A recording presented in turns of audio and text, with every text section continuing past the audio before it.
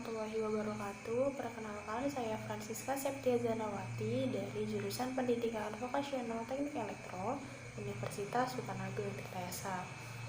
Pada kesempatan kali ini saya akan membahas mengenai apa itu kesehatan, keselamatan, dan kerja pada basis Zero Six.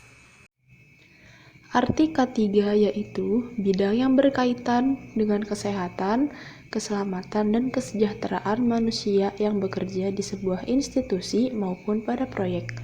Tujuan ketiga adalah untuk memelihara kesehatan dan keselamatan lingkungan kerja. Definisi dari K3 menurut OSAS 18001/2007 yaitu keselamatan dan kesehatan kerja adalah semua kondisi dan faktor yang berdampak pada keselamatan dan kesehatan kerja, tenaga kerja, maupun orang lain, yaitu kontraktor, pemasok, pengunjung, dan tamu di tempat kerja.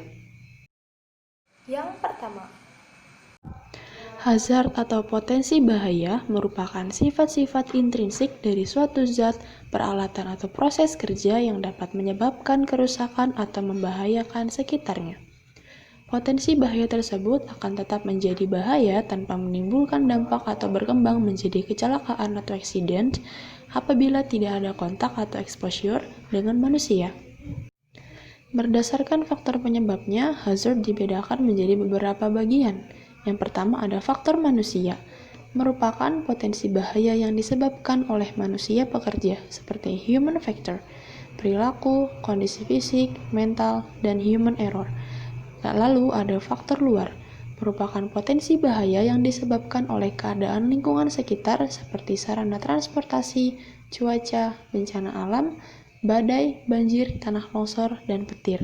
yang kedua, Risk atau resiko kerja, mengenali suatu resiko yang dapat menimbulkan penyakit akibat kerja dan kecelakaan akibat kerja, serta material safety and datasheet, bahaya yang mempunyai potensi dan kemungkinan menimbulkan dampak kerugian, baik dampak kesehatan maupun yang lainnya, biasanya dihubungkan dengan risiko. Berdasarkan pemahaman tersebut, maka risiko dapat diartikan sebagai kemungkinan terjadinya suatu dampak atau konsekuensi.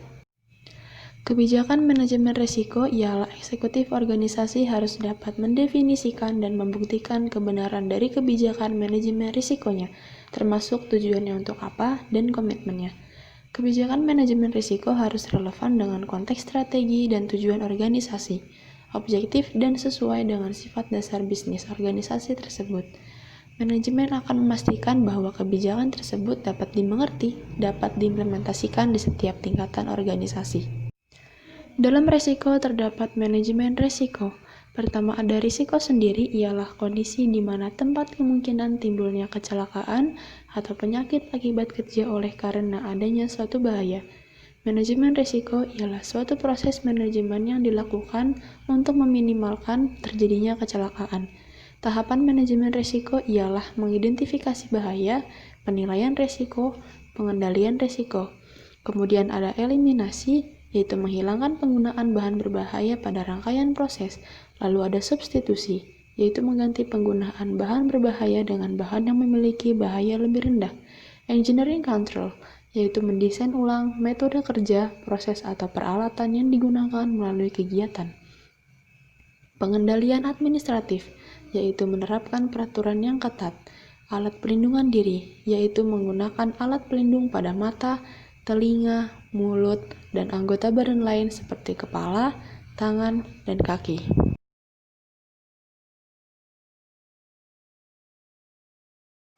yang ketiga,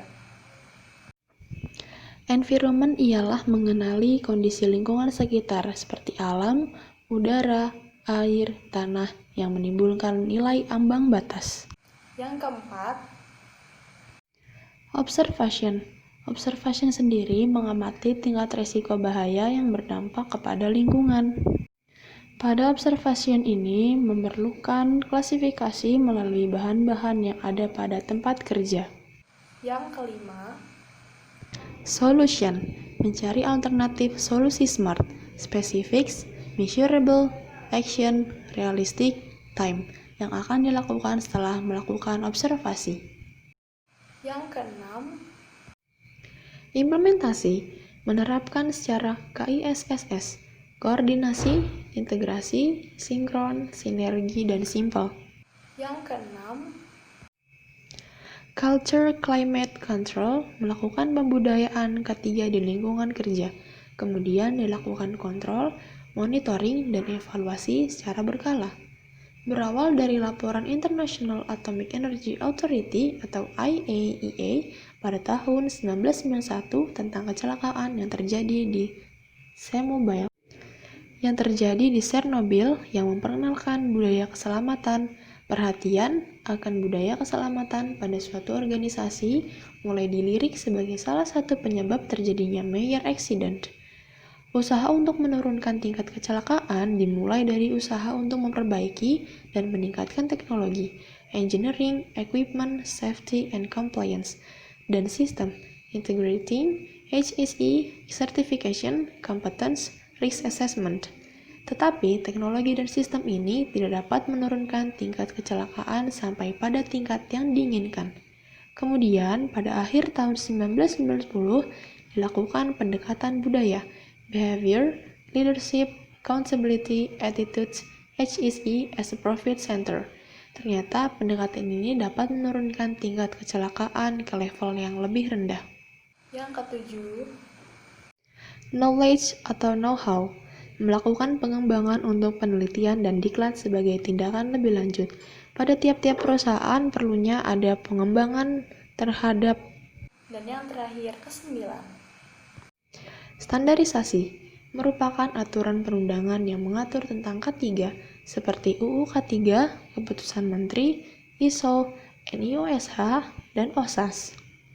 Pertama ada Undang-Undang Nomor 1 Tahun 1970 tentang Keselamatan dan Kesehatan Kerja. Undang-Undang Nomor 23 Tahun 1992 mengatur tentang kesehatan. Undang-Undang Nomor 13 Tahun 2003 mengatur tentang ketenagakerjaan. Keputusan Menteri. Terdapat 6 keputusan Menteri. Keputusan Menteri Tenaga Kerja RI Nomor 51 Menteri tahun 1999 tentang nilai ambang batas faktor fisika di tempat kerja. Keputusan Menteri Tenaga Kerja RI Nomor 187 1999. Peraturan Pemerintah Nomor 27 Tahun 1999 tentang analisis mengenai dampak lingkungan. Surat Edaran Dirjen Binawas Nomor SE.05-BW-1997 tentang penggunaan alat pelindung diri. sekian dari saya, kurang lebihnya mohon maaf. Wassalamualaikum warahmatullahi wabarakatuh.